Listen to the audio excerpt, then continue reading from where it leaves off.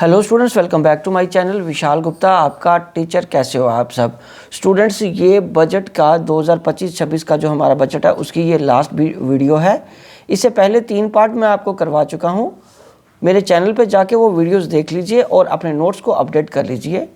तो चलिए बात करते हैं बजट में अब एग्रीकल्चर सेक्टर की।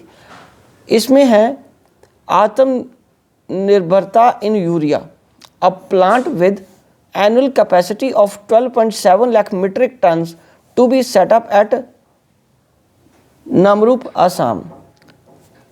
उसके बाद a national mission on high yielding seeds will be launched. Agriculture sector में government to bring in an enabling framework for sustainable harnessing of fisheries from Indian exclusive economic zone and high seas, with a special focus on the Andaman and Nicobar, Lakshadweep Islands. ठीक है students.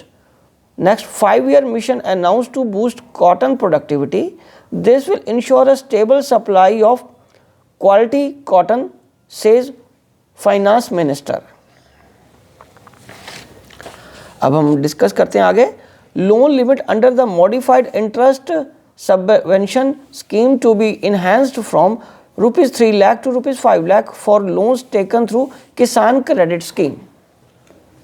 Okay, चलिए next. Makhana board to be established in Bihar to improve production, processing, value addition, marketing to the makhana farmers. We want to boost agriculture growth through adoption of crop diversification, improve irrigation facilities. As many as 1.7 crore farmers will be benefited from this. The goal is to generate ample opportunities in the rural areas, so migration is an option and not a necessity, says Finance Minister.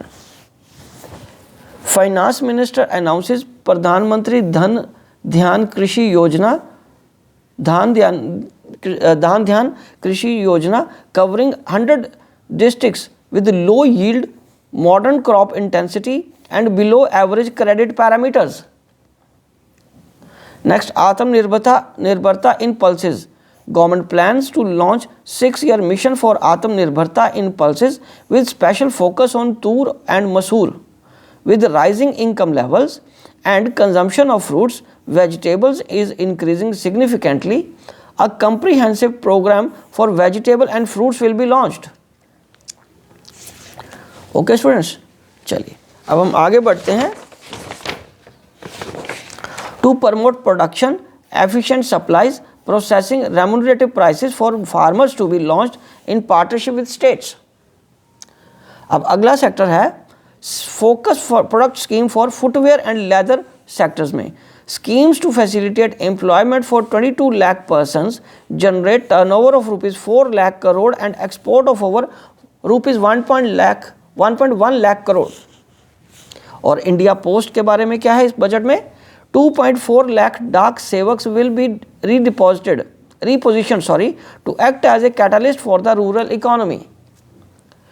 India Post will also be transformed as a large logistic organization to meet the rising need of Vishwakarmas, entrepreneurs, women, self-help groups, MSMEs and large businesses. तो students इसी के साथ ये budget की ये video complete होती है और मेरे ये बजट के सारे टॉपिक जो इस बजट 2025-26 में आए थे वो कंप्लीट हो गए हैं। आप इसको देख के अपने नोट्स को अपडेट कर लीजिए। Wishing you good luck.